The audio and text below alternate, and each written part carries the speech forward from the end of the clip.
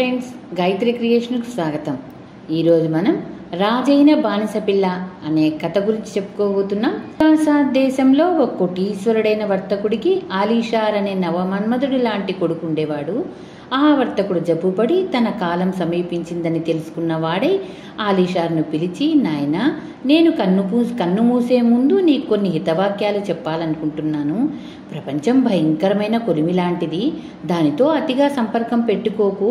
అందువల్ల చాలా బాధలు పడతావు. నీకు శక్తి ఉన్నప్పుడు పరులకు ఉపకారం చెయ్యి, కానీ దానికి ప్రతిఫలం కోరుకోవద్దు. మరొక మాట కూడా జ్ఞాపకం ఉంచుకో, ఇతరులకు నిజంగానే మేలు చేసే అవకాశం ఎప్పుడో తప్పరావు. నీకున్న ధనాన్ని దుర్వినియోగం చేయొద్దు. నిన్ను లోకం నీ డబ్బుతోనే చూస్తుంది. ఇంకొక సంగతి, తాగుడు చాలా హేయమైనది. అది మనిషి యొక్క పరువు మట్టిపాలు చేసి మనిషిని నవ్వులపాలు చేస్తుంది అని చెప్పాడు. ఆలీషార్ ఎంతో భక్తితో తాను చెప్పిన హితవాక్యాలను పాటిస్తానని మాట ఇచ్చి ప్రమాణం చేసినాక ఆ ముసలివాడు నిశ్చింతగా కన్నుమూశాడు. తండ్రి పోయాక ఆలీషార్ 1 సంవత్సరం పాటు తూచా తప్పకుండా తండ్రి చెప్పిన హితవాక్యాలు పాటిస్తూ వర్తకం సాగించి ఆ తరువాత క్రమంగా దుష్ట సావాసాలు గురి అయినాడు. నీచులు, పనికి మాలిన వాళ్ళు, లేకివాళ్ళు అయిన కుర్రవాళ్ళు అతని స్నేహం సంపాదించి అతని దుష్ట మార్గాన నడిపించారు. ఆ మార్గాన కాలు పెట్టిన ఆలీషార్ తన వ్యాపారము, ఇల్లు, వాకిళ్ళు సర్వము పోగొట్టుకొని పోయిన తర్వాత కానీ అతను కన్ను తెరవలేదు. ఇలా అతను ఆ మైకం నుంచి బయటపడేసరికి అతనికి తన ఒంటి మీద బట్టలు తప్పించి చిల్లి గవ్వ కూడా మిగల్లేదు. కలిగిన వాటిని స్నేహితులంతా ముఖం తప్పించినాక అతనికి తన తండ్రి చెప్పిన హితవాక్యాల్లోని వాస్తవం మరింత బాగా తెలిసి వచ్చింది. ఉండటానికి ఇల్లు కూడా లేదు. ఆలీషార్ ఒక పేద కొంపలో ఉంటూ తిండి కోసం ఆ గడప వద్ద ఈ గడప వద్ద అడుక్కోవలసిన స్థితికి దిగజారిపోయాడు. ఇలా పుచ్చుకొని అడుక్కుంటూ అతను సంత పక్కగా వెళుతూ ఉండగా అక్కడ పెద్ద గుంపు కనబడింది. ఈ వింత ఏమిటో చూద్దామని అతను దగ్గరకు వెళ్ళాడు. ఆ గుంపు మధ్య ఒక అందాల రాశి అయిన బానిస పిల్లను వేలం వేస్తున్నారు. ఆ పిల్ల అందాన్ని చూసి ఆలీషారు నిశ్చేష్టుడైపోయి తన దుస్థితిని మరచి తనను తాను మరచి ప్రతిమలాగా నిలబడిపోయాడు. బానిసను వేలం వేస్తున్నవాడు గొంతెత్తి, అయ్యలారా, వ్యాపారులారా, ధనికులారా, ఎడారి వర్తకులారా, దయచేయండి. ఈ కన్యను చూడండి. జమరుద్దీన్, చంద్రుణ్ణి ధిక్కరించే సౌందర్యవతి. ఈమెకేమిస్తారు?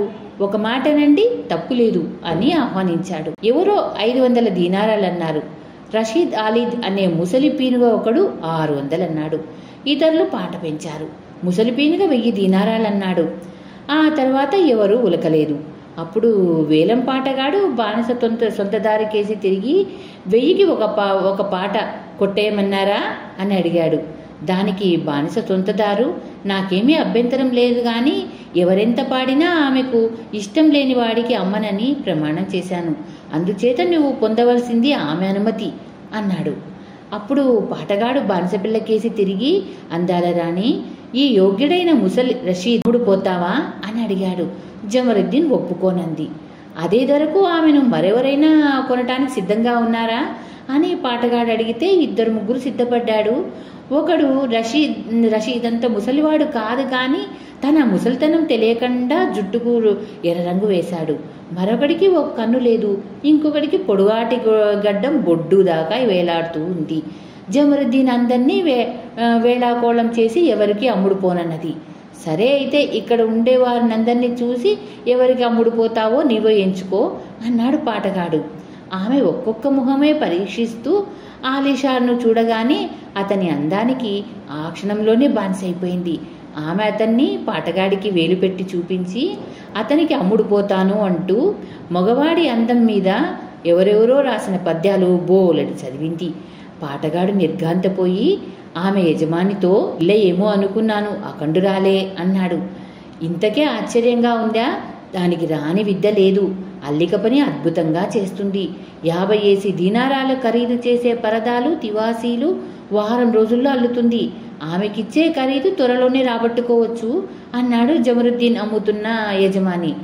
పాటగాడు చెయ్యెత్తి, ఆహా, ఇలాంటి బానిసను కొన్నవాడే అదృష్టమే అదృష్టం అంటూ ఆలీషార్ను సమీపించి, ఈ రత్నం తమకు 100వ వంతు విలువకు దొరుకుతుంది అన్నాడు.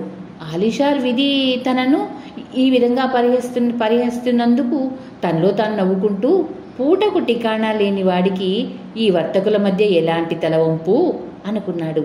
జమరుద్దీన్ అతని కేసి ప్రోత్సాహకరంగా చూసింది గాని అతను తల వంచుకొని ఉండడం చేత ఆ చూపు అందుకోలేదు. అప్పుడు ఆమె పాటగాంతో, నన్ను అతని దగ్గరికి తీసుకువెళ్ళు, నేను అతనికే అమ్ముడుపోవాలని నిశ్చయించుకున్నాను అన్నది. ఆమె పాటగాడి వెంట అతన్ని సమీపించి, అయ్యా, నా హృదయంలో జ్యోతి వెలిగించారు, నోటి వెంట పాట ఎందుకు అనరు? నేనింకా ఎక్కువ విలువ చేస్తానని తోస్తే ఇంకా ఎక్కువ పలకండి, లేదా తక్కువ పలకండి అని ప్రాధేయపూర్వకంగా అడిగింది. ఆలిషా దైన్యంతో తల అడ్డంగా తిప్పి, కొనవలసిన నిర్బంధం నాకు లేదు, అమ్ముడవలసిన నిర్బంధము నీకు లేదు అన్నాడు. జమరుద్దీన్ ఆదుర్దాగా, నేను 1000 దీనారాలు చేయననుకుంటున్నారు, 900 దీనారాలు పాడండి, పోనీ 800, పోనీ 700, 600, 100 అన్నది. అన్నిటికీ తల అడ్డంగా ఆడిస్తూ వచ్చిన ఆలిషార్, అంత మొత్తం నా దగ్గర లేదు అన్నాడు. జమరుద్దీన్ ఆనందంతో, అయితే ఎంత ఉంది, మిగతాది ఇంటికి పోయి పంపవచ్చు అన్నది. పిచ్చిపిల్ల, నా దగ్గర 100 దీనారాలు కాదు గదా, 1 దీనారం లేదు, బంగారు నాణ్యం కాదు గదా, వెండి దీరాము, రాగి బొట్టు గాని లేదు, నన్ను గురించి ఎందుకు వృధాగా కాలయాపన చేస్తావు, మరొక కొనుగోలుదారును వెతుక్కో అన్నాడు ఆలిషార్.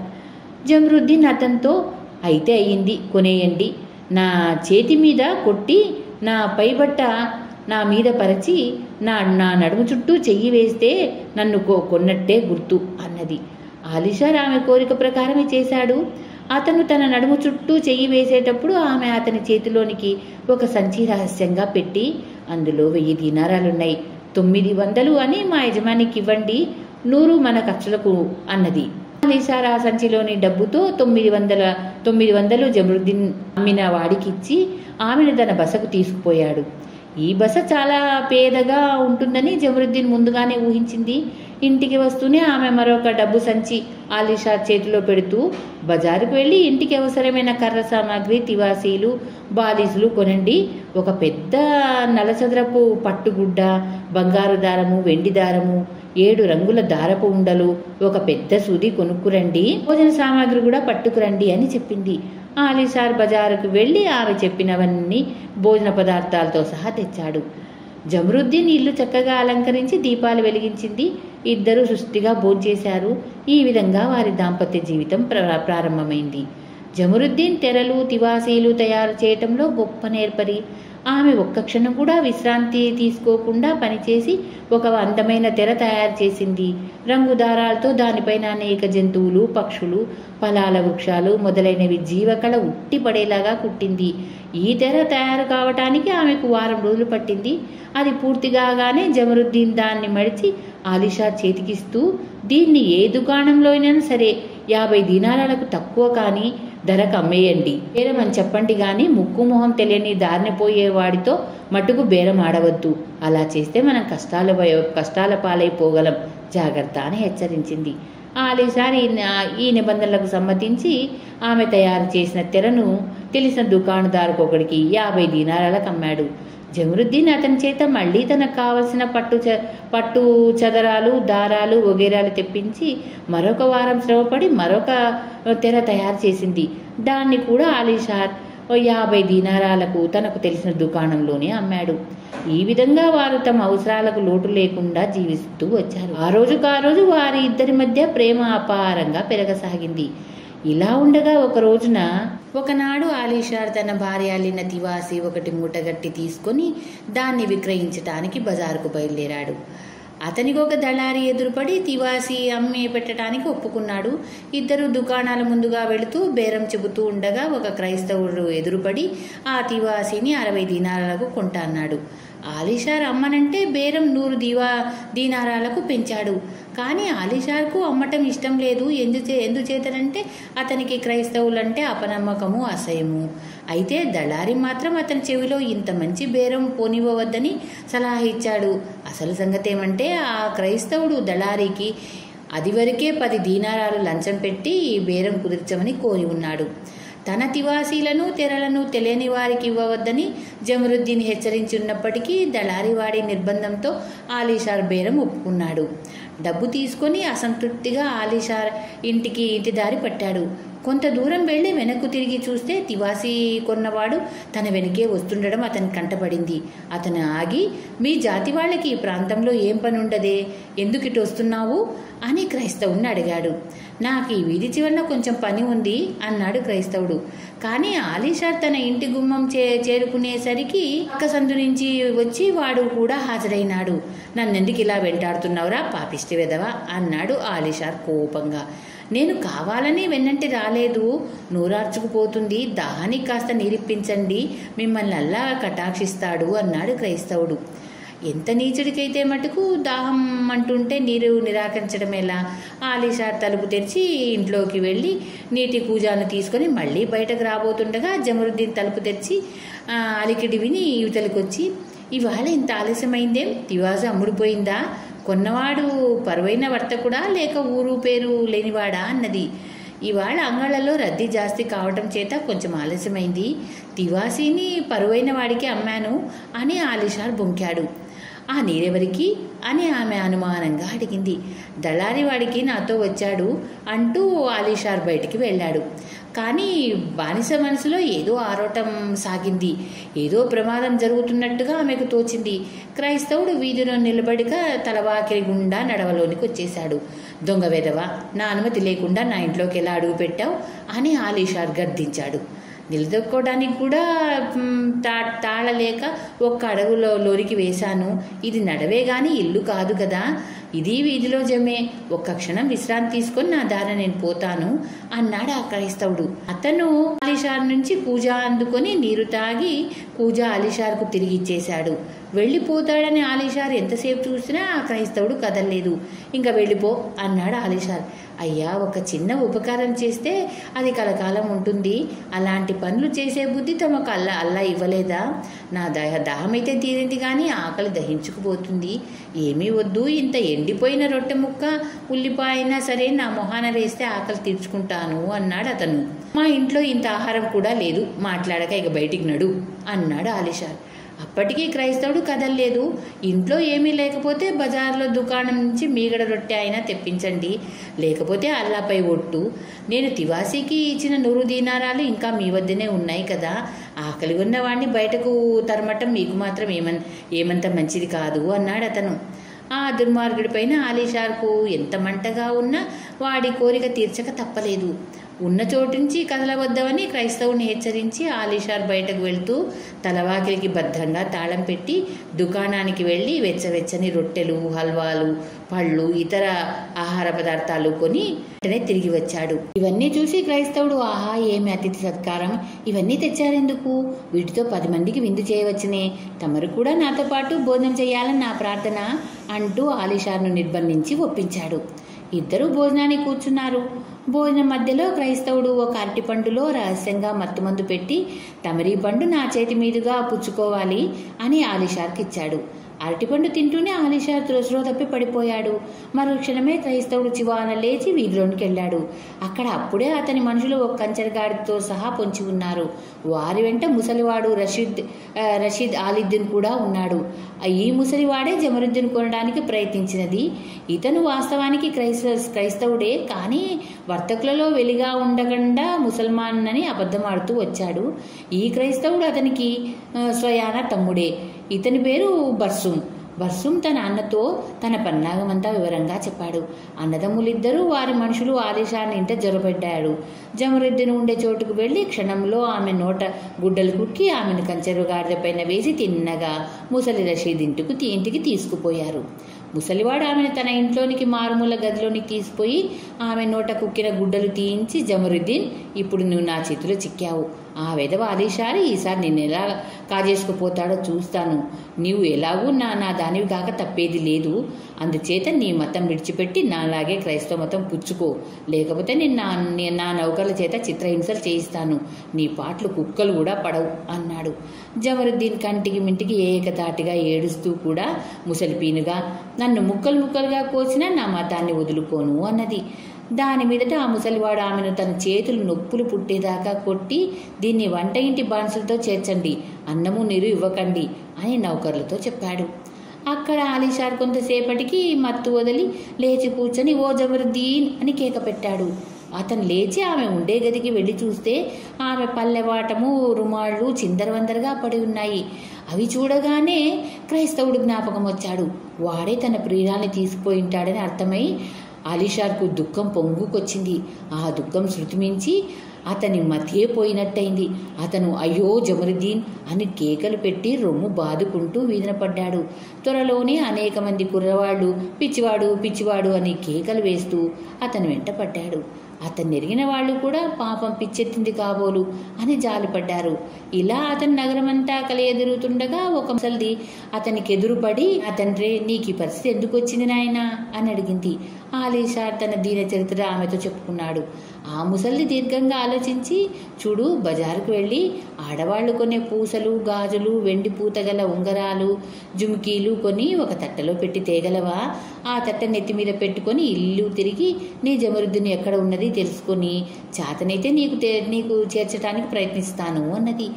ఈ మాట విని ఆలీషార్కు ప్రాణం లేచి వచ్చింది. అతను ఆనందాశ్రులు దాల్చి ఆమె చేతులు కళ్ళకద్దుకొని బజారుకు వెళ్ళి ఆమె కోరిన వస్తువులు ఒక తట్టెలో పెట్టి తెచ్చి ఇచ్చాడు.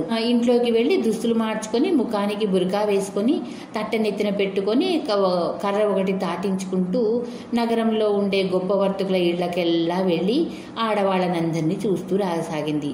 చివరకు ఆమె రషీద్ ఇంటికి కూడా వెళ్ళింది. ఆమె అమ్మకానికి తెచ్చిన వస్తువులు చూడటానికి ఆడబానిసలందరూ మూగారు. ఆమె అన్ని వస్తువులు చూపటమే గాక చాలా తక్కువ ధరలకు ఇచ్చేసింది. అందరూ తమకు కావలసిన వస్తువులు కొనుక్కున్నారు. ముసలి చుట్టూ కలిగి చూసేసరికి దెబ్బల బాధతో పాప మీద పడి ఉన్న దీని కనిపించింది. వెంటనే ఆమెకు ఆ మనిషే తాను వెతుకుతున్న జమరుద్దీన్ అని తోచింది. ఎందుకంటే మిగతా బానిసలు ఆమె గురించి చెప్పిన వివరాలు ఆలీషార్ చెప్పిన వివరాలకు అతికినట్టుగా సరిపోయాయి. అందుచేత ముసల్ది, నీవు ఆలీషార్ బానిసవు కదమ్మా, అతను నన్ను నీకోసమే పంపాడు. రేపు చీకటి పడే సమయానికి వంటింటి కిటికీ దగ్గర వేచి ఉండి వీధి నుండి ఈల వినబడగానే జవాబుగా ఈల వేసి నిర్భయంగా బయటకొచ్చేయి. అతను నీకోసమే వేచి ఉంటాడు అని చెప్పింది. ఆ తర్వాత ముసల్ది ఆలీషార్ వద్దకు వెళ్ళి రేపు చీకటి పడే వేళకు పలానా కిటికీ కింద వీధిలో వేచి ఉండు అంటూ అతను ఏం చేయాలో చెప్పింది. ఆలీషార్ ఆమెకు తన కృతజ్ఞత చెప్పుకొని బహుమానంగా ఏదో ఇవ్వబోతే ముసలి తీసుకోక, నీ ప్రయత్నం నిర్విఘ్నంగా సాగితే అదే 10,000 అని తన ఇంటికి వెళ్ళిపోయింది. మర్నాడు చీకటి పడే సమయానికి ఆలీషార్ రషీద్ ఇంటి బయట వంటింటి కిటికీ వద్దకు చేరి అక్కడ గోడకు ఆనుకొని సమయం కోసం ఎదురు చూస్తూ కూర్చున్నాడు. కానీ అప్పటికి 2 రాత్రులుగా నిద్రలేని కారణం చేత అతనికి నిద్ర ముంచుకొచ్చేసింది. ఆ సమయంలో ఒక గజదొంగ అటుగా వచ్చాడు. ఆ రాత్రి ఆ ఇల్లు కొల్లగొట్టే ఉద్దేశంతో వాడు ఇంటిని తనిఖీ చేయటానికి వచ్చాడు. వాడడ్డుగా చూస్తూనే నిద్రపోతున్న ఆలీషాను చూశాడు. ఖరీదైన అతని దుస్తులు చూసి వాడికి ఆశ కలిగింది. వాడు నేర్పుగా ఆలీషార్ తలపాగా పైబట్ట సంగ్రహించి తాను ధరించాడు. అదే సమయంలో ఎత్తున ఉండే కిటికీ తెరుచుకుంది. ఒక స్త్రీ ఆకారం దొంగ కంటపడింది. ఆ స్త్రీ కిందకు చూసి ఈల వేసింది. దొంగవాడు తిరిగి ఈల వేశాడు. మరుక్షణం లోపల నుంచి ఒక తాడు కిందికి జారింది. కిటికీలో నుంచి కనపడిన స్త్రీ కిటికీ ఎక్కి ఆ తాడు పట్టుకుని కిందికి వచ్చింది. దొంగ మరి ఆలోచించక ఆమె దిగటానికి తన వీపు ఇచ్చి బలంగలవాడు కావటం చేత ఆమెను మోసుకుంటూ వాయువేగంతో పరిగెత్తసాగాడు. దొంగను చూసి తన భర్తే అనుకున్న జమరుద్దీన్ ఆ దొంగతో, ఆలీషార్, నీకు నడిచే శక్తి కూడా లేదని ముసలిది చెప్పింది కదా, గుర్రంలాగా పరిగెత్తే శక్తి నీకెలా వచ్చింది అని అడిగింది. ఈ ప్రశ్న విని దొంగ తన వేగం మరింత పెంచాడు. అనుమానం వేసి జమరుద్దీన్ దొంగవాడి మొహం తడిమింది. అతని గడ్డం చీపురు కట్టలాగా ఆమె చేతికి తగిలింది. ఆమెకు చెప్పరాని భయం పట్టుకుంది. నువ్వు ఎవరు అంటూ ఆమె వాణ్ణి ముఖం మీద కొట్టింది. ఈసరికి దొంగ నిర్మానుషమైన చోటికి చేరాడు. వాడు జమరుద్దీన్ను కిందికి దించి, నేనెవరా? నా పేరు జవాన్, దొంగను. ఈ ముఠాలో 40 మంది ఉన్నాం. మాకు ఆడదన్నది లేదు. నీ అదృష్టం, నువ్వు మా అందరికీ పెళ్ళాం కాబోతున్నావు అన్నాడు. ఆ మాట చెప్పి వాడు ఆమెను మళ్లీ తన వీపున ఎత్తుకుని కొండల్లో తమ ముఠా ఉండే గృహకు తీసుకుపోయాడు. జవాన్ జమరుద్దీన్ తన ముసలి తల్లికి అప్పగించి, ఇవాళ రాత్రి మేము చెయ్యవలసిన దొంగతనాలు కొన్ని ఉన్నాయి. రేపు మధ్యాహ్నానికల్లా మేము 40 మందిమి వస్తాము. అంతదాకా ఈ మనిషిని జాగ్రత్తగా చూస్తూ ఉండు అని చెప్పి వెళ్ళిపోయాడు. ఆ రాత్రే జమరుద్దీన్ కన్ను మూయలేదు. తెల్లవారేలోపుగా ఆమె తన భయాన్ని వదిలించుకొని ధైర్యాన్ని చిక్కబట్టుకోగలిగింది. ఆమె తప్పించుకు పారిపోయే ఆలోచన కూడా చేసింది. ఆమె ముసల్దానితో, అత్త, మధ్యాహ్నం దాకా వాళ్ళంతా రారు గదా, అంతదాకా మనకు పని పాట ఉండదు. అలా ఎండలో కూర్చుంటామా, నీ తల్లో పేర్లు చూస్తాను అన్నది. ముసల్ది, అంతకంటేనా, ఈ దిక్కుమాలిన గుహలో ఒక తలంట పాడా నిండా పేలే, రాత్రిలు ఒళ్ళంతా పాకుతాయి, వాటిని వదలుగొట్టితివా, నిన్ను ఎంత బాగా చూడాలో అంత బాగా చూస్తాను అన్నది. ఇద్దరూ ఎండలో చేరారు. జమరుద్దీన్ ముసల్దాని తల దువ్వి చాలా భాగం పేలు తీసేసింది. తరువాత జుట్టు పాయలుగా తీస్తూ గోళ్ళు కుక్కసాగింది. ఆమె గోళ్ల కింద ఈళ్లు చిటుకుమంటుంటే ముసల్దానికి జోకొట్టినట్లు నిద్ర వచ్చేసింది. జమరుద్దీన్ ముసల్దాన్ని వదిలేసి చప్పున గృహలోనికి వెళ్ళింది. లోపల ఎన్నో రకాల దుస్తులున్నాయి, అన్నీ దొంగిలించినవే. జమరుద్దీన్ మగవాడి దుస్తులు ధరించింది, ఖరీదైన తలపాగా పెట్టుకుంది. బయటకు వచ్చి అక్కడ కట్టేసి ఉన్న ఒక గుర్రాన్నెక్కి దేవుణ్ణి స్మరించుకొని శరవేగంతో బయలుదేరిపోయింది.